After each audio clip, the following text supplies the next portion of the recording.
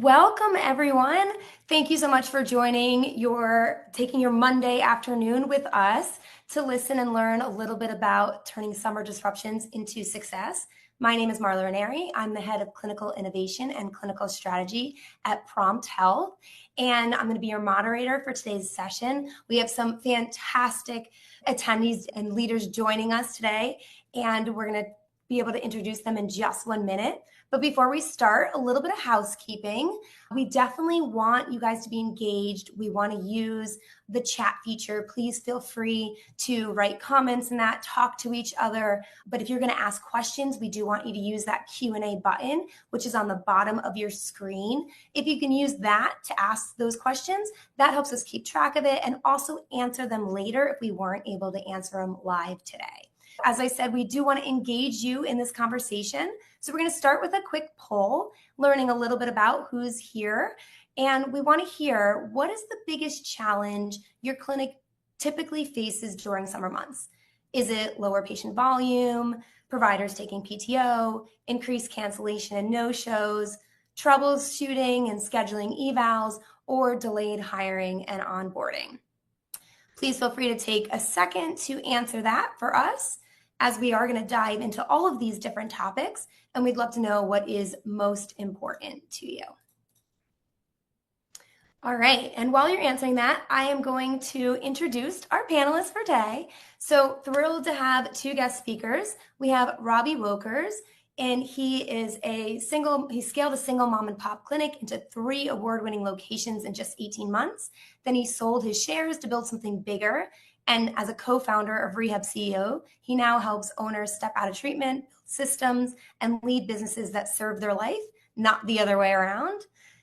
Robbie, thank you so much for joining us today. Marla, I appreciate being here, and it's always good to run it back. So I appreciate everybody who was on the last time, and I'm excited for today as well. So Marla, good seeing you. You too. And that was a really great session. So thank you so much for coming back and joining us. And in addition, we added Joey Allbritton, and he is the founder of PT Marketing Secrets, the agency behind hundreds of full schedules and 5-star reputation. He helps clinics cut through the noise online and turn search traffic into real growth without relying on word of mouth or burnout. Joey, such a pleasure to have you as well. Yeah, thanks for having me. I guess I made the cut this time. Last time you only wanted Robbie on this one, so here I am. Absolutely, made it even double better. So together they are rehab CEOs. They've helped over 400 clinics unlock bigger profits, stronger teams, and more meaningful impact. And their core belief is that your clinic isn't just about a place to treat pain. It's a vehicle to improve lives, including your own. And that's why we continue to have you guys back, because we feel your missions and values really help with ours and all of the owners that utilize Prompt and any clinic owner. So definitely want to talk about this topic as summer months are here and we start to see a lot more drop off, disruption occurs, and it just tends to be a slower season. So would love to hear your feedback and hear a little bit about how can we help prepare our clinics for the summer lull and what causes it. Awesome. Thank you guys for being here today. I see we have well over 100 people on this webinar, which is awesome. I also know it's a Monday, so it's very tough to get out of your clinics and be able to be on a webinar here. So if you're on the East Coast, it's 12 o'clock. West Coast, I think you're at 8 in the morning here. So we will make sure we keep this thing nice and tight, but also very informative so you guys could walk away with a nice blueprint in order to get through some of this summer disruption. So the first thing that I'm going to talk about, and for anybody who was here last time, I operate off like a whiteboard of sorts. I guess it's a blackboard. It's not white. So it's a blackboard. But if you guys want, if you are inside of the Zoom here on a desktop, up on the top right of your screen, if you hit view, you can switch that over to speaker mode. And then you should be able to see my screen a little bit bigger just to make sure that you guys could be able to see what I'm writing. So I'll give you guys a second to go ahead and hop over there. So if you guys are newer clinic owners, in the chat, just hit 1. So if you've been in business for less than 3 years, just go ahead and hit a 1. If you've been in business for greater than 3 years, go ahead and press 2, just so I can see if we got folks here that were pre-COVID or newer. We got 2s and 1s popping up. Awesome. So awesome. So what I want to do first is for anybody here, which by the way, it's wild to think it was just a couple of years ago, that when we were going through COVID, ultimately what happens here is that we'll look at COVID disruption to start. a lot of owners were on a path where we had to close, right? So some people went all the way down to zero. They had to close for a little bit and then reopened. Some owners here were able to do 50% and then they rebound it. Some people had to close about 25%, like social distancing, and then rebound it. And some people, if you're in Florida, you guys just stayed open. COVID wasn't a thing in Florida, right? So when you're looking at this thing, when it looks to a disruption season, we either close. So if you guys closed during the COVID season in the chat, I would love to see who had to close down, right? So Stephanie said that's true. Yeah, so some people had to close and then rebound it. And then some people had to do social distancing and were like 50 to 25% capacity. And some people just stayed open. Okay. So the reason why I tell you guys this is because as we're coming into the summer season, the same thing is happening that you guys just need to be aware of. The only problem is that there's 4 disruptions in a row. And then this is why I saw a lot of you guys in the poll here were mentioning that, hey, we have a volume issue. We're dealing with cancellations. We're dealing with all this disruption. And the reason is because of this stuff that I'm about to show you here. Okay. So what I want you guys to understand is that there's 4 disruption seasons. There's Memorial Day, which just happened. Okay. So there's Memorial Day. The next disruption season is going to be what? So in the chat, let me see you guys blow it up right now. So let's see, what's the next thing that happens after Memorial Day? Yeah, Independence Day. So we have the 4th of July is coming up. So we got 4th of July is going to hit, which by the way, Friday. Let's go. So 3-day weekend, right? It's good and it's bad. It's kind of like a yay boo all at the same time, right? So we got 4th of July on a Friday. Then what's going to happen here is, let's see who knows what. So I'm gonna test you guys out a little bit. I'm gonna skip the 3rd one because not everybody knows about the 3rd. But then I'm gonna hit you with Labor Day, which by the way is the 1st of September this year. What is the third disruption season that happens? It's an invisible season that nobody knows that it's happening until it happens. Let's see how smart you guys are. Yeah, BTS, back to school. Okay, so you guys are also going to want to figure out, when do your county schools go back to school? Awesome. So the reason why I mentioned this is if we look at a graph here, what is going to happen here is you guys are going to be plugging along and then Memorial Day hits. So you hit like a little bit of a Memorial Day bump, and then you're going to try to recover. And then all of a sudden, 4th of July hits, and then you're going to try to recover. And then the back to school season is going to hit, and you're going to try to recover. And then Labor Day is going to hit, and then you guys rebound back to the numbers you were doing before all of this disruption. So typically what happens is once we start to see around like May 31st, all the way up until about 9/15, we have this thing called summer disruption season. Okay. So ultimately, everybody cool with that? Everybody on the same page? So I just want to see the chat. Is that helpful to be able to see? I know a lot of you guys will have PTO and stuff included. But Joey, if you want to cover just some of the mindset around summer disruption season and why most people just chalk it up to, what do they usually chalk it up to? Yeah, so a lot of times when I'm on calls with clients and you start to see, even like we're really looking at your numbers, we look at trends and see where these start to hit. And what happens is I'm like, what happened there? They're like, oh, that's just when everybody goes on vacation. That's just normal. Or they're like, oh, that's where all my team typically always takes their PTO. And so they start to do this, but then I lean in and I'm like, on average, like, unless you're with like these crazy affluent people who take an entire summer to go to a different place, which all your Florida peeps, yes, they actually do go to different places. New York, they go to different places. But outside of those 2 states, there's not really any of these that are actually taking an entire like 12 weeks off here during summer. And so it's 1 week of vacation, maybe 2. And so I'm like, what about those other like 10 weeks? And so there's a lot of things that we can start to put in place during this time to where we don't have to have slow seasons. Like slow seasons are for people that don't have predictable marketing and systems. And so there's a way we can start to tweak these things. And that's what Robbie's going to talk more and more about. And we'll continue on this kind of process here. Awesome. And Marla, you seen anything in the chat or anything that you want to cover before we get into it? I think they were right on target with the different seasons, and looks like they like to see that graph. And honestly, now that you're really made aware of these summer disruptions, it makes or break the clinic, right? The whole year, sometimes if you have a bad summer, you're really just catching up. So really important. Yeah, and I'll cover something real quick because I want you guys to join these things and not just hear information and then you leave and you're like, that was awesome, but I don't have a tactical thing or strategic thing to do. So the first thing, all my owners that are here, so if you're an owner in the chat, what I want you to if you're an owner, just go ahead and hit 1. So I could just start to see the kind of the chat. If you're an owner here, because I want to talk to my owner, we sometimes have clinical directors on here. We sometimes have PT. Hey, just go watch this webinar and tell me what you learned. So I got a lot of owners. And if you're a non-owner, just go ahead and hit a 2 for me.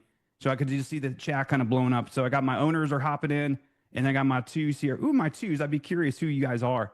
So if you guys could go ahead and just type in your job title, that'd be awesome to see too, just so I know who I'm speaking with. Yeah, a lot of times it's my office managers that get thrown in here, which is cool. It's a clinical manager off. Okay, great. That's what I was looking for my non-clinic owners. A lot of office staff is in this call. Perfect. Okay, so we have owners, so I'll cover you guys first. For owners, one of my favorite things to do is at the end of a month, I get like a Google document or Excel sheet or whatever, and I pull it up and I just said, how did the month of May go? What was the good? What was the bad? What was the ugly? What were some things that I wasn't aware of that for the next season I could prepare a little bit better? So it's June 23rd at the time of filming this.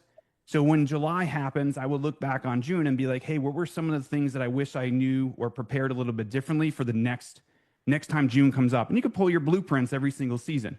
So then that way you could see, okay, I was not aware of, we had a Louisiana clinic. And I was like, what happened here? And she's like, Mardi Gras. Okay, we got to prepare for Mardi Gras next year because it doesn't happen here in Virginia. But Louisiana, it's a VFD. It's a big freaking deal. So we got to make sure that we get these things prepared. For my office staff and my owners, I'm going to cover something here. So heading into a disruption season, you're going to hear a lot of plan objections. Okay, everybody in the chat right now, just repeat after me, plans. So type in PLAN just so we're all on the same page. You're going to hear a plan objection. Okay, so what a plan objection typically means is when someone's, hey, Marla, I'm heading out of town. Most front office staffs will be like, great, have fun. Give us a call when you come back. Don't do that. Okay, don't do that. So here's what you do. Okay, plan objection. I want you guys to know my plan objection framework here. It's very complex. Okay, so I just want to let you guys know my plan objection framework is just plan. Okay, so the first thing that we're going to do here is we want to prepare. Okay, so you guys can write that down. So we're going to prepare. So what do I mean by prepare? Okay, we know the 4th of July is coming up. It's on a Friday. So about 2 weeks before the disruption season is when we're going to start to hear the no-shows and cancellations coming in. They're going to say things like, hey, I'm going out of town. I won't be here. My family's coming into town. Yes or yes in the chat right now. Type yes if everybody's on the same page. You guys understand what I'm talking about, right? So we got a lot of yeses. So they're going to start saying, hey, I'm going out of town. I can't schedule. So the first thing that we want to do as an office manager or owner, you want to prepare your team starting this week and next week that they are going to start to hear 4th of July plan objections. Okay, so we want to make sure we're preparing for that. We educate them. We're empowering them to push back a little bit, right? Because we're just giving people enough information to make a decision here. So the first thing is what? So in the chat right now, what's the first thing? Just to make sure you guys get it. What's the first P stand for? Stands for what? So go ahead and type in prepare. So type in prepare here. We want to make sure we're preparing. The next thing that we do, which this is where most patient care coordinators and office managers drop the ball, is we want to figure out what is the logistics of your plan. What's your logistics? So in the chat right now, type in the word logistics, because if I say it, you could disagree with me. If you say it, it has to be true. So go ahead and type it in the chat here, logistics. Okay, what do I mean by logistics? Okay, great question. So what we were looking at, what do I mean by logistics? Marla, you said you're going away for the 4th of July. When do you leave? Or when do you arrive? When do you depart? And when do you return? These are the 2 questions anytime someone gives you heading into a disruption season. Hey, when does school start? When does back to school start? And when does things calm down? When does Labor Day start? When do you return? So we got to figure out when do you leave for vacation? And then when you guys return. Everybody cool with that? Logistics, right? So we got number 1 is going to be prepare. Number 2 is logistics. Okay. Everybody cool with that? Is that helpful? Before we move on, just want to make sure we're clear on logistics. So your front office team will be like, hey, great. Marla, when do you leave and when do you return? Okay. So the next thing that we want to look at, A here, right? A is when are you going to arrive, right? So when you're going to depart. What do I mean by that is, Marla, you could play around with me. So go ahead and unmute if you can. Yeah. So I would be like, hey, Marla, you mentioned that you're going out of town for the 4th of July. When do you guys leave? I leave on the 2nd and I'm getting back on the 5th. Okay, so she leaves on the 2nd, which, by the way, the 4th of July is a Friday. right? So she's going to be gone Thursday and she's going to be gone on Wednesday. So if we had a plan of care here, right? So if we have the plan of care and we're looking at 2 or 3 times a week, I have 2 days to get it in 3 days. So Marla, hey, I know we typically schedule Tuesday and Thursday, but because you're going to be out of town on Thursday, let's do this. Would you be open to coming in on Monday and Wednesday before you go away on vacation? How does that sound? I'm going to need to pack right before Monday, but maybe I could squeeze it in. That's okay. But think about like how awesome will it be when you go on your vacation and already have 2 sessions in before you do all that traveling, right? So what we want to do with Marla is we want to figure out like when specifically are they going to be changing, right? So A would be like adjust. So we want to figure out like when are we adjusting, right? And I said arrive here, but if we look at this thing, right? When do you arrive? When do you depart? When do you adjust? We want to adjust the schedule. Everybody cool with that? So in the chat right now, I want you guys to type in adjust. Go ahead and adjust, okay? So we want to give our team permission to be like, hey, we got to adjust the schedule here, right? So prepare, disruption season's coming up. Figure out the logistics, right? When do you leave? When do you return? And now we want to be able to adjust, okay? Everybody cool there? Okay. And by the way, some people are just like, there's so much going on, right? I just need someone to make a decision for me. That's why it's like, how amazing will it be once you leave, you had these sessions in versus going a long period of time without being seen. By the way, if you guys are aware of this, there was a really nice study that was out a couple of years ago that said that patients who are seen greater than 7 days between appointments have like a 60% chance of dropping off the schedule. So we're trying to make sure that we don't have a lot of time between sessions. Okay, so just a heads up on that. We're trying to make sure that we're keeping things tight and we're able to see people. Cool. Is this helpful for you guys in the chat? Just let me know if this is helpful. Just kind of helpful so we could make sure we're on the same page before we move on. Yes, awesome, awesome, awesome. And then the last thing we want to do here, so we prepared, we figured out the logistics. So when do you leave, when you return? We want to adjust the schedule for these people. And then the last thing here is we want to nail the return. Okay, we want to nail the return. By the way, not trying to sound a certain way, but heading into a holiday, you should be full because there's less days, right? So 4th of July is on a Friday, so you only have 4 days of availability. So you should be full the week of the disruption. It's the week you return and it's the week after that matters the most because most people are going to fall off heading into the disruption season, right? So that's why I can't schedule right now. It's when you guys get back to the clinic, right? You want to nail the return. And Joey's going to cover a couple of things here in a second here just to help you guys nail the return. But one thing I love to do is figure out like, hey, Marla, when do you guys actually return? She gave me a date. Awesome. Let's go ahead and get you scheduled for when you return. But also one thing I'm going to cover for nail the return is that you guys are going to be hit with a lot of voicemails from that weekend. Okay. A lot of people are going to be canceling, getting back late, so on and so forth. So one thing you guys could do as an office manager, and I'm not telling you that you got to have people come in early here, but the first thing that you always want to do, so I used to have my team come in about a half hour early before we started back up on Monday when we got back from a holiday, so they could handle all the phone calls and the voicemails that came through.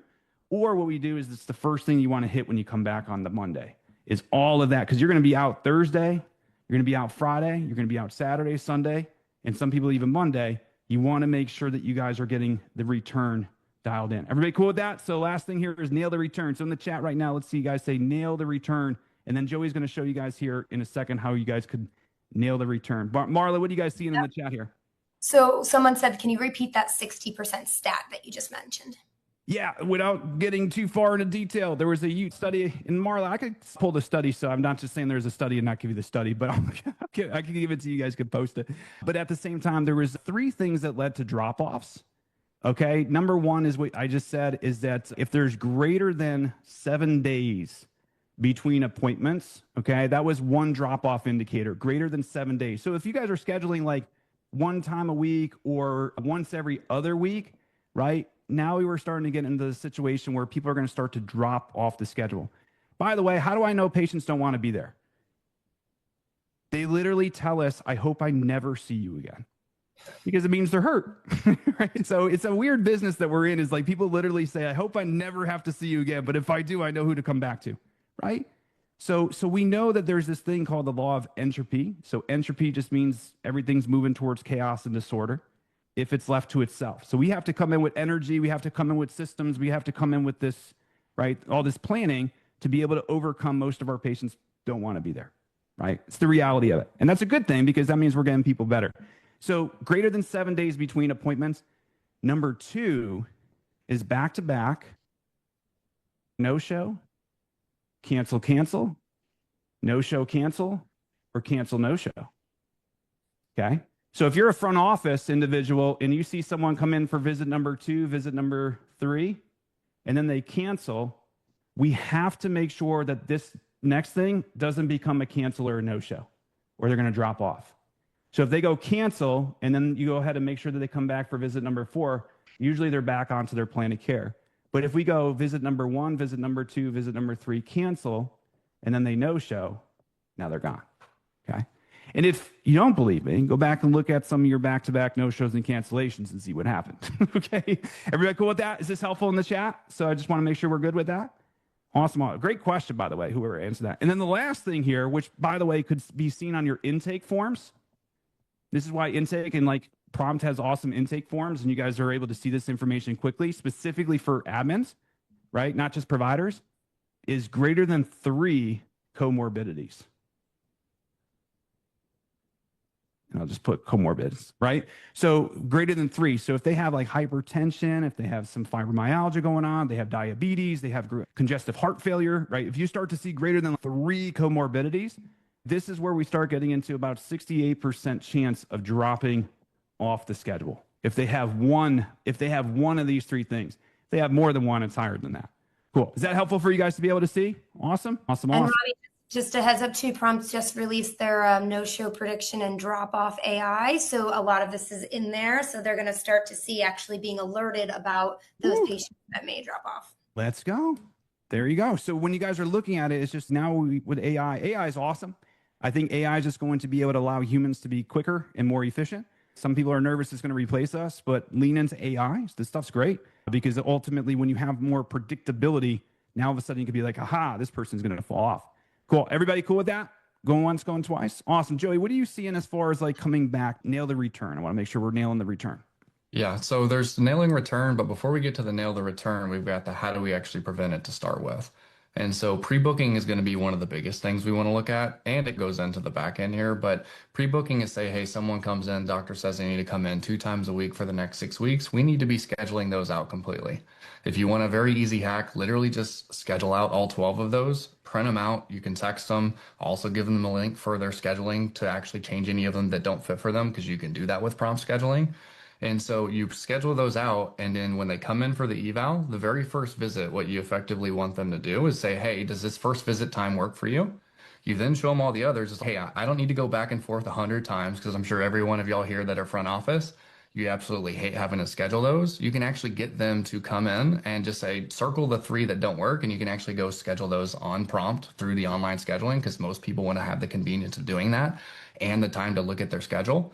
So if we pre-book everybody out significantly further, this is how we get through these slow seasons. This is how like our Arizona people, whenever it's 110 degrees outside and everybody's melting, like they literally have a 30% decrease in census. That's how we get through these things. So pre-booking is going to be a really big one. But when they return, we also want to start going through our active patient reporting, which you can look at your engaged versus your unengaged within prompt to actually see who are the ones that are actively going through their plan of care. And from there, an easy example, let's say I have 100 active patients. We ideally, maybe you're trying to schedule 2 times a week. We know that they should have at least 1.8 times the active patients as far as how many visits they should have on their schedule. So we should have at least 180. If we're at like 120, we have no-shows, cancellation, drop-offs, people going on vacation, never getting back on the schedule. So those are the first people we want to start to hit, starting with the guys that are essentially within the first 7 days that don't have anybody on the schedule, then 14, then 30. And if it's over 30, realistically, they're probably not coming back. But that way you know who to prioritize and really emphasize as much across the board here. And then from there, we want to do a re-enrollment week is effectively what we do. So that's going to be saying, hey, I know we said you're supposed to be coming in 3 times a week. We do a progress summary. We say you are or aren't on our process to where we need to be going. Let's reset expectations of, hey, you're not where I want you to be. We originally said 2 times a week. Somehow you've gone back down to 1 time a week, whether that's through scheduling from all of these holidays or because maybe they weren't bought in when they first started. This is our opportunity to say, for us to get better results, what I see to be the best option is for us to actually get you scheduled to 2 times a week. Is that something you'd be open to getting better and faster results? That's a psychological thing. If you say, would you be open to getting better and faster results? It's very unlikely I really don't want faster and better results, especially when related to my health. So then it allows you to reset those, and that helps with your visit frequency going back up. And then from there, we start getting into some of the marketing options. And so things you have to start looking at, maybe in the chat here, for marketing, what are the things that y'all think y'all could potentially do to start getting some more people on the door? And you can just type in anything, whether that's like Facebook ads or past patients or whatever you think it is. Maybe we're going to do mailers. What are the things that you think, if I have someone, I need to actually have this going beforehand, actually, ideally, at least 2 weeks ahead of these disruptions. But if not, what are the more faster acting ones that we can actually get in here? So anybody have some? So phone calls, that's good. So that's what's the active patient reporting. Here we That got would phone allow us to calls, get some of those people in here. a little social media posts. We got reaching out to past patients, email blast, dry needling night. Okay, so that's almost like a little workshop. So those are all really good examples. Some of those are going to be a little bit more manual. Some of those are going to be a little bit slower. Social media posts, they can work decent, but we have the issue of what if we don't get a lot of reach on our social media post? And besides my mom, maybe she's the only one that actually watches our stuff, because that's what we see in a lot of Facebooks. Okay, Google Ads, that's a little bit slower, but the way we look at this is, one, yes, we always need the system going. We want to ramp up our ad spend as we go. But if we're like, hey, I need a quick influx, ideally, we'd actually do text reactivation to past patients. If you want bonus points, do it to your highest payers, because maybe you don't want your UHCs of the world at their $60 capitated. And instead, we want Blue Cross Blue Shield, who pays $130. We can start to do marketing. So there's kind of 2 major ways we do marketing for Facebook and Instagram ads. That would be for direct to an evaluation, or that would be to a workshop. But for a workshop, you need at least 2 weeks of advertising for that to actually be able to get full. So that means we have to, like Robbie said, plan this stuff ahead of time so we know when these slow seasons are, so we can help fill up as much as possible. So text and email reactivations are going to be very big players there. Ads for Facebook and Instagram are going to be big for either direct to an evaluation or for workshops. Google Ads can, but there's a longer lag for them to do that, because unfortunately they are based off of search intent. The search volume does go down during this time because they're instead searching vacation in the Bahamas versus physical therapy near me. So you do see a dip there. So there is some of that aspect where you have to rely on these ones that are more disruption based versus search based. And I've already hit the pre-booking and stuff like that, but we want to make sure we have something in place for every single one of those down points that we have. We have it for 4th of July. We have it for back to school. We have it for Labor Day. So that way we never have to go down. We go up partially, we go down again. It's just we stay up. Like, we can actually stay up across these things. So it does take a little bit of effort to do these and plan these. And there's a lot of logistics around it, but it'll allow you to get into some of the other things that Robbie's going to talk about here that most people aren't even thinking about right now. And it's going to end up costing people tens of thousands of dollars when they go to do what we talk about here in a second here. And I love this plan. I love how you also said nail the return and the psychological aspect of how you message that out to people. I did have someone in the chat say, can you restate how you said, would you be open to getting better faster? I think that was Robbie. Can't remember if it was Joey or Robbie who said it, but if you could restate that. Yeah. So pretty much what you're going to do is you're going to do a little progress summary. You're going to be like, hey, this is where you're at. So it's the test, retest kind of model here. This is where you're at. This is our expectations of where we'd want to be. Based on what we're seeing, we're really not quite where we would be expecting. So for most people, we would actually be able to get the best results if we were. Would you be open to coming in a little bit more often, so that way we can get you better and faster with the best possible results? Same thing, if any of y'all need a quick little nugget here for insurance objections, if any of y'all are out of network, when someone says, do you take my insurance? The one thing you can say is, just so I have a better idea, is taking your insurance or getting the best possible outcomes your main priority? By default, they say best possible outcomes. It implies that taking insurance allows them to not get that. And so they will logically go towards best possible outcomes. So you can use that in a lot of different ways, but you just want to give permission to sell. You want to actually let them feel in control. But another little scheduling nugget for any of y'all, We never want to just offer one time for them to schedule. We don't want to offer 3 or more or say when works. You only offer 2 ever.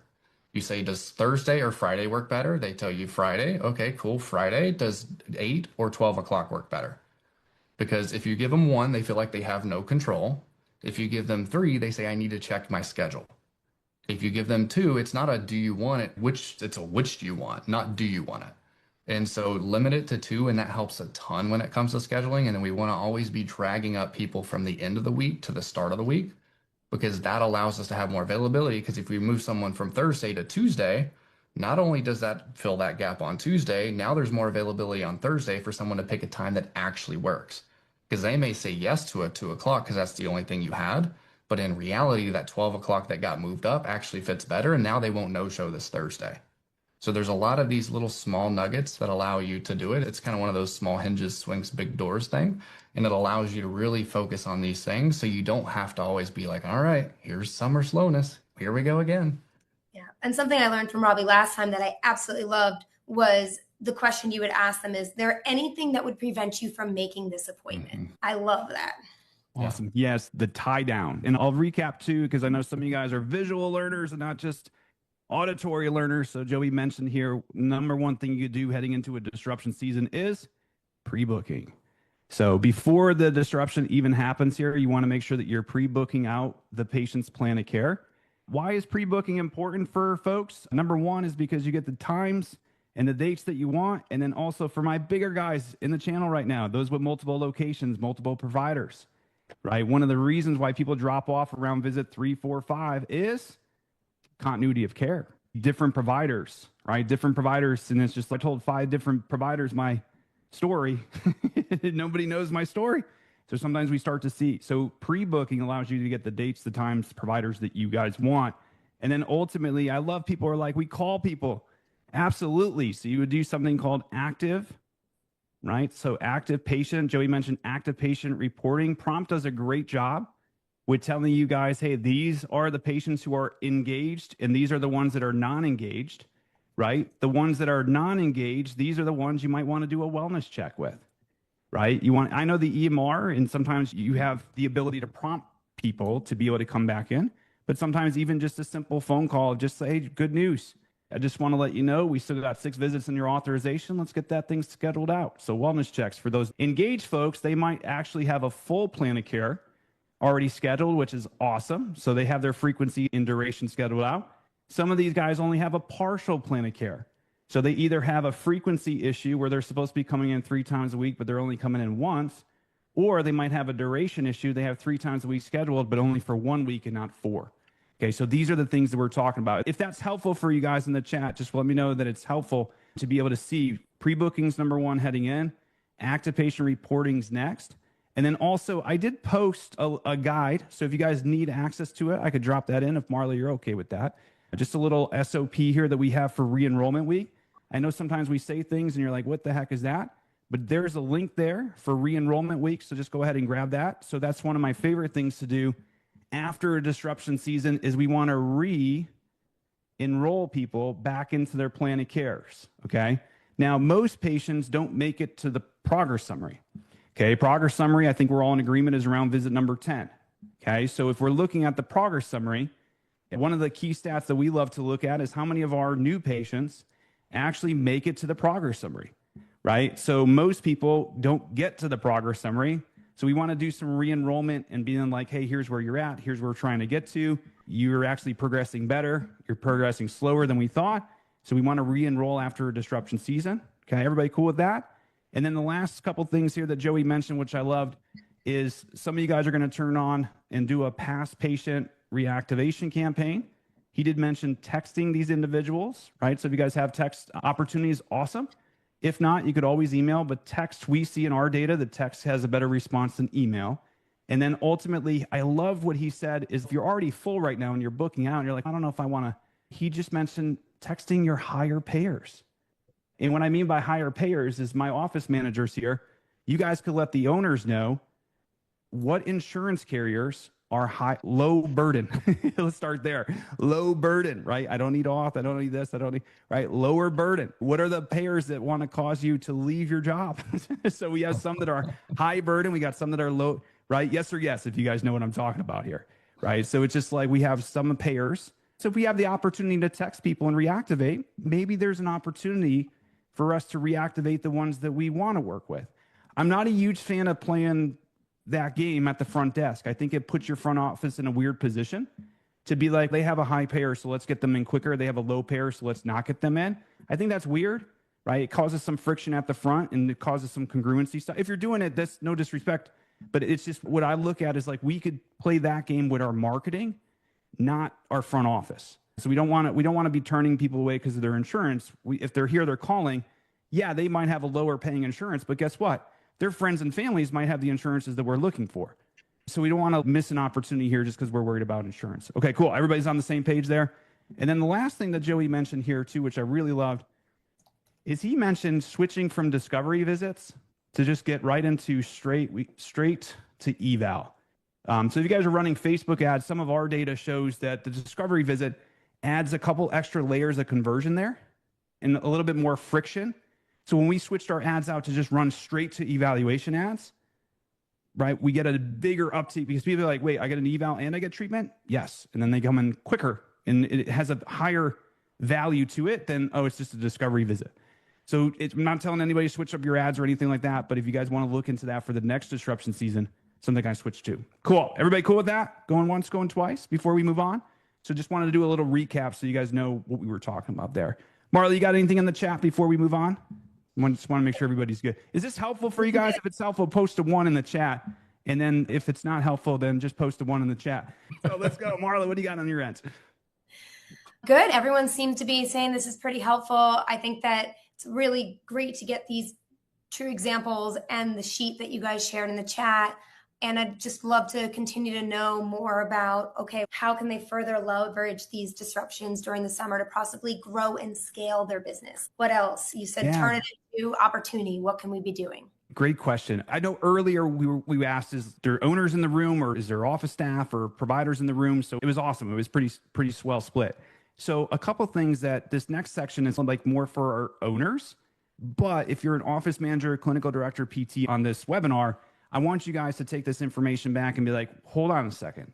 We have an awesome opportunity here and we need to start game planning, because I'm here to tell you that a lot of owners get left behind in July, August, and September. And then they try to make up for it in October and they pay for it. And what I mean by that is I'm going to ask you guys in the chat right now, does anybody know the significance between these two dates, July 27th and July 28th? Does anybody know what's happening July 27th and July 28th? According to the website. It could just be one, but July 27th, July 28th. What do you guys think happens on July 27th or July 28th? Let's see. This is always the fun part, Marley. You probably won't get a ton, but I was really impressed by them knowing back to school season, because that's a huge disruption. Anybody in the chat, any brave souls out there want to know the difference or what's the importance, the significance between July 27th and July 28th? Ooh, how many people we got on? 132? Yeah, we got crickets right now. We got crickets. Ooh, so you guys are going to learn something good here. Awesome. We got Medicare budget. We got kids going to school. Best guess is the second half of the year. Awesome. This is great. This is awesome. Okay. I'm excited now. July 27th is the National Physical Therapy Board Exam. Okay? It's the board exam. So this is really cool. I get to show you guys some fun stuff. And people are going to be like, oh, I knew that. I just didn't know that's what he was asking. Okay. It's all good. Okay. So what I want you guys to be aware of here, there's the fall and then there's the spring. Okay. There's this fall and there's the spring. In the fall, there's 2 test dates. Okay. Now I don't need you to argue when I show you the second one. I get it. It's not in the fall, but it's the fall semester students. So there's going to be October and then there's going to be January. And then in the spring, there's going to be April and then there's July. Okay. Why is that important? By the way, which is pretty cool. There's 315 accredited universities now. There used to be in like the hundreds. So more and more schools are finding out, like, hold on a second, if we have a PT program, we can make money. And they're like, yeah. And they're like, okay, let's get accredited. So there's, according to the physical therapy, it's called the PICCAS, the PT Centralized Application Service. They have over 315 accredited universities. Why is that important to you? Is that 20% of all universities will graduate in the fall, and then 80% of all those universities will graduate in the spring. Of that 20%, 20% will take their board exam in October, 80% will take their board exam in January. Of the 80% here, 20% take it in April. Sometimes people like to, those go-getters, those overachievers, they like to take, let me see, national board exam. Yeah, 727. Perfect. So we got July, 80%. So in the chat right now, looking at those numbers here, what do you guys think is the biggest hiring season of the year? So if you guys had a look at those numbers. So in the chat right now, you can put October, January, April, July. What do you guys think? Awesome, awesome. Ooh, I see some splits here, which is awesome. Yeah, so I got some Januaries, I got some Julys. So go ahead, we got Julys, we got August. Yeah, awesome, awesome. So the biggest hiring season of the year is going to be July 15th all the way to September 1st. The second biggest hiring season of the year is going to be 1/15 all the way to March 1st. You guys can mark those down. Okay. Fun stuff. In clinics, what typically happens in the wintertime and what typically happens in the summertime? You guys took a poll on it, so see if you guys know the information, right? So what typically happens in the winter and summertime in most clinics? Yeah, they're usually a little bit slower, right? Usually a little bit slower. Wintertime, you have deductible season. You usually have, in the winter, days are getting shorter, right? Usually get a little bit slower there. Summertime, you guys hit it. That's why you guys are all on this webinar right now, because you're like, hey, I want to handle summertime disruption because it's a little slower. Numbers are usually a little bit down. But here's the cool part about that, right? So what we always teach our owners here is that during the summertime, so if we're looking at the summertime, there's going to be an increased supply of PTs coming out, but there's a decrease in demand. And I'm not someone who's big on economics here, but it's a pretty good thing. Everybody cool with that? Is that helpful to see? Okay. So now what I want to be able to do here in a second, and Marla, I'll turn it over to you just in case we see anything in the chat that you guys need to, because I can see it, but I can't see it. But just if there's anything in the chat that we need to cover, I'll make sure that I stop there for a second. But is everybody on the same page there? So if you guys are like all on board and ready to go, and I can show you guys how to leverage this next season here, hit summer in the chat. So just hit summer in the chat, and I want to make sure that you guys are getting this. Awesome. Yeah, I think most people think it's actually the worst time to hire a new clinician when their census is down. So really looking forward to hear from you guys why that might be completely wrong. Yeah, so what I'll do, we're going to break this up into two sections here, because I don't want to overwhelm people with a ton of information. I'm going to go ahead and show you guys how to do something called a delayed start and how to leverage this hiring season here. And then Joey's going to tie it together here and give you some marketing stuff to get oversubscribed as you guys head into bringing on a new provider here. So for my multi-clinic guys, my owners in the chat right now, you guys might not even have hiring on your radar. But what we typically do is there's three things around the physical therapy board exam. There's going to be the students that are looking to get a job before. There's students that are going to be looking to get a job after they pass. And then there's going to be students that are looking for jobs after they relocate. Okay? And I want you guys to be aware of this. The students that are looking before, they're going to be looking for jobs on 7/15 all the way up until the board exam. So let's just call that 8/1. And then afterwards, these are the students between 8/1, once they learned they passed, all the way to about 8/15. And then for relocation, these are the students that are going to be looking for jobs on 8/15 all the way up until Labor Day. Okay? So I want you guys to be aware of this. If you don't start looking to hire in the middle of July here, right, you're going to miss out on these students and these students. Okay? So then what's going to be left here when you start to possibly look are the students that are relocating. Now, I'm not here to sound a certain way, but think about the type of student who would like to take their board or look for a job before they pass their board exam. It's a pretty good student, right? And there's nothing wrong with waiting until you pass and then finding out if you pass and then look for a job. Totally get that as well. And then one thing I will take off the board here is 40% of all new grads are accepting jobs at their clinicals. So those numbers that I showed you before basically get cut in half because most students are taking jobs at their clinicals. So if we're waiting to the fall to hire, we're going to be left behind.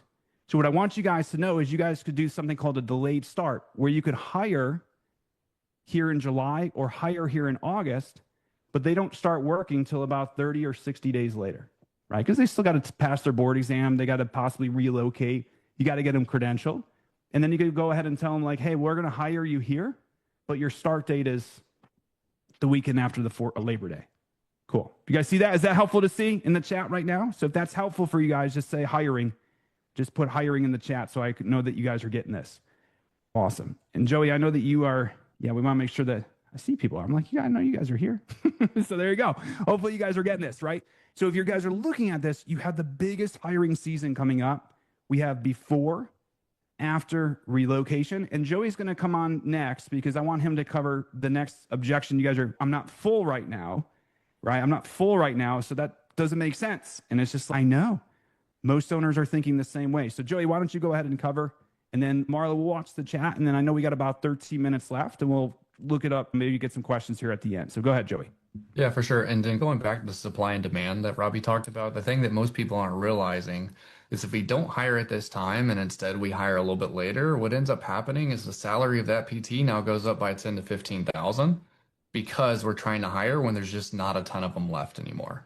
And so now we can actually just allocate that budget that we were willing to pay salary, even though that's a yearly salary that you'd have to pay. We can push that into a marketing budget to actually get them full. The other thing to think about is when we're trying to get someone full, usually what's happening is you're paying a salary and you don't want to have to pay marketing budget on top of that on someone who's not producing yet. Since we did the delayed start, we can effectively already do all the marketing before we're getting double hit with the fact of marketing budget and that we're having to get hit with the salary of someone who's not producing yet. And luckily, we also have these things called credit cards. So there's a 30-day delay before we actually have to pay for the ad spend and some of those things as well. So all of those things line up from a better cash flow standpoint. And so we have to start looking at all these things. So kind of like we talked about with the pre-booking, but on the marketing side, it's like, this is when we should be turning on Google ads. This is when we should be turning on Facebook and Instagram ads. Going into this hiring season, realistically, if we know we're about to hire this aggressively, like I've got someone right now that's got 3 PTs that they just hired and they're like, let's fill them, Joey. I'm like, all right, so let's do this. And so like we have to do Facebook ads, Instagram ads, past patient marketing. We're doing email marketing. We want to actually have not only workshops in our own facility, so you do a workshop every 2 weeks effectively. There's strategies you can do to actually do workshops with other people's audience so you don't have to come out of pocket for that. So you do a workshop at yours, you do a workshop at someone else's location, workshop at yours, and you would just slam those as much as you can. Now, if you're like, hey, I hate workshops, I don't want to do that. Yes, there's other ways to do this, but that's like the easiest, most predictable way to do it on top of making sure we're ranked in Google. Google takes about 90 days for us to get from not ranked all the way to #1. So we've already missed the boat a little bit there, but we want to make sure that we're at least ready for the next season as well. So Google ads would be a lot faster in this standpoint, as well as Facebook ads during this time. So we definitely want to start towards there. And then realistically, if we do all these things right, we should be able to fill someone in 4 to 6 weeks. And so if it's taking longer than that, that either means we essentially like hired and hoped that we could actually fill someone up without a good strategy, or we're essentially starting to do these things and like we're waiting, wishing that it's going to change, but we're essentially not changing our inputs and expecting different outputs. And so you have to start to put these strategies in place, but you can literally, there's no marketing that doesn't work if you know what you're doing. It's just a matter of what is your allocated budget for this. But most people's budget is significantly lower than what it should be, knowing that for every week someone is not full, you're losing $5,000 a week in revenue. So like when you know that, how much would you be willing to spend there? Like each therapist should be able to make at least $240,000 a year in revenue, assuming we're only 86% full because 14% is the national no-show cancellation rate. So if I said, hey, if we drop $5,000 in advertising for you to make $80,000 to $90,000 a year in profit at a minimum, If that was an investment for the stock, yeah, but that sounds like there's no way that could be true, even though all of us have access to that actual investment right now, and it's called a PT clinic. And so this is something that we really have to get in, and then we'll have to start looking at how do we actually start to push some of these off. So there's very specific ways how we get owners and clinical directors to start handing off some of their caseload to these providers. We don't just immediately slam them with all of the evals and visits and say good luck. Like, we have to have a training process, because otherwise we're going to drop people off. So we'll call ourselves like essentially a therapy team. We want to start to establish some authority. We have campaigns that are very specific for new hires. So you'll say, hey, we have a new hire who specializes in XYZ who's starting with us. To celebrate, we're doing XYZ promo. And so if you're an orthopedic therapist, the thing that you specialize in is shoulder, back, and knee, which is pretty much everything. So that way you can get anybody in and you can really optimize this across the board. The other thing that you really kind of have to look at is we want to really make sure that we really hit all of this to where we know across the board at week 3 to 4, we should be at least like 75% full.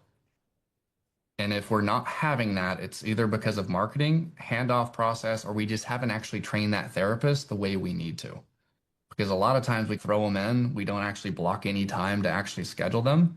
And then we'll say we'll train them for 1 to 2 hours, realizing it probably takes 30 to 40 hours to actually train someone across the board. And if we allocate 2 hours and we're saying it takes 40, it's cool. They'll be trained this time 6 months from now, and then wondering why they have a harder time staying full. And so the more we can really hit this, the better. But does that make sense, Robbie? I think you maybe have something to even share on top of that. Yeah. So that's why the delayed start is key, because you pick the delayed start season. You hired now, and then you spend the next 6 weeks or the rest of the summertime starting to get what I like to call your quick win marketing updated, because this is all your direct response marketing. Because ultimately, the fall, why are people busy? Because people are searching for physical therapy and referral sources are starting to pick up, and people want to get their PT in because they hit their deductibles, and they also want to start getting, we got fall sports, and they want to start getting some of their surgeries done by the end of the year and then recover over the winter time. So that's why a lot of you guys are going to get full in the summer, or excuse me, full in the fall season. You're going to start to see that increase now. So we're going to just use a little bit of what I like to call the VIP strategy, which is visibility is profitability. So the more visible you guys can get when most people are retracting budgets during the summertime, now we have marketing going, but behind the scenes, right? We always say rehab CEOs move in silence, because we are just scooping up, able to get our staffs fully staffed, and then we're ready to rock and roll for a busy season. What most owners do is they hire during the fall season, September, mid-September, October, possibly even early November, when they're busy, and you pay for it. Right. This is where you start to see those upper salary ranges, benefits, requests, residencies, all the things. And then we sometimes don't have providers there to be able to hire. And then not only that, is we do have to remember that we have a retention season. So if it's not a hiring season, it's a retention season. We got to make sure we're pouring into our staff during the fall, because they are busy, and we don't want busy to lead to overwhelm. And that's where Marla and these guys do a great job with some of their reports and stats and getting notes done and all that other stuff, and AI and doing all that stuff, which is great. But Marla, I'll turn it back to you. Hopefully that was helpful for you guys to see and worth your time here. I think we're coming up to the end of the hour. We might do some Q&A and some questions that you might see on your end, Marla, but is there anything else on your end? And if any questions that you guys had, want to make sure we cover it before we log off for today. Yep, a couple things. So you said it should take about 3 to 4 weeks to really onboard and ramp up that new provider to about 75%. Somebody did ask about how much you should be spending on ad campaigns and reactivation campaigns to make sure that the patients are full and get back on that schedule and fill the schedule. So any thoughts on that? Yeah, so typically when you're looking at ad spend, it's going to be, there's some nuance. Of course, I can't speak to everybody's very specific situation here, but typically for Facebook and Instagram ads, you're looking at about $30 a day. Google ads, you're looking at about $1,000 a month per location, unless we have a lot of locations that are super close, because then we can advertise for multiple locations within the same budget and be more effective. It's like an example of that for Facebook and Instagram ads. It may be $30, but if they're close enough, we could actually do $45 a day and get the same results, because we are pulling from a bigger audience and the algorithm is able to do its work a little bit more. On the reactivations, one thing to take into consideration there's some companies out there that do more like your reactivations through postcards and stuff like that. But I see people spending thousands of dollars on that and like hoping that someone actually sees a postcard. without it just being thrown away. And it's like I can spend like 0.9 cents and just text person. And I don't know about you, but like my text is like 100% read rate because I had never don't read it. Email is a different case, and it's going to be like, okay, maybe they don't. Email's still very effective, but texting is like negligible money. Like it's the easiest, lowest hanging fruit across the board. That's like why when someone starts with us, the very first thing we do is a reactivation to past patients because it's like, cool, we've paid for our investment for the whole year. Like it doesn't take much there. So we don't typically go towards the postcards on those things because text and email are going to be significantly more ROI centric, and you can have an actual true conversation versus feeling like you're having to sell someone hard. Great. This is so helpful. And I see a ton coming in. So I will say there's going to be a pop-up that asks if you want to learn more about Prompt, Rehab CEOs, both, or also Prediction Health.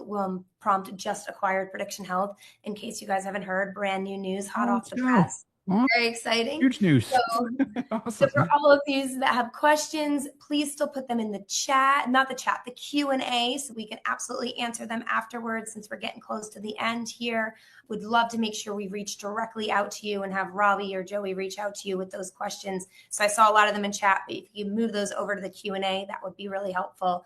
And we just really thank you guys, Robbie and Joey. This has been so valuable. I love the plan technique. I love the delayed start, the way that we are talking to patients and using psychology behind making sure we ensure that they are committed to coming in and how we say that and what we do about that. And we will have a bunch of additional webinars coming up. Always love to have you guys on board. I'm sure once the holiday season hits again, all of these can be used over and over, whether if it's for Christmas, whether if it's for the summer seasons, valuable information to continue utilizing. And we do have our next webinar on July 17th with Prompt and Prediction Health to talk about battling burnout and using AI so that we get all these clinicians that want to come to our clinic. They want to work for us because we have great ways to help support them to do what they love, which is treating. But thank you guys. Really appreciate it. Yeah, you just come on and just drop some big news. That is awesome. Congratulations. I didn't even know. And I got to chat. They're like, that's news. So there you go. So Prompt and Prediction Health, that is great because I know I love what Prediction Health was doing. I love what you guys are doing. That's a slam dunk partnership. So that's awesome. So love to hear that you guys acquired them. So awesome, Marla. Thank you guys so much for tuning in. Hopefully this was helpful for you guys. Marla, I don't know if you have anything else on our end that we need to cover, but always a pleasure being here. Yep, we will definitely be reaching back out to all of you and also have this as a live recording. So thank you again for joining. Please share with all of your colleagues as well. Thank you all. Awesome. See you guys. Go Bye, crush guys. it. See ya.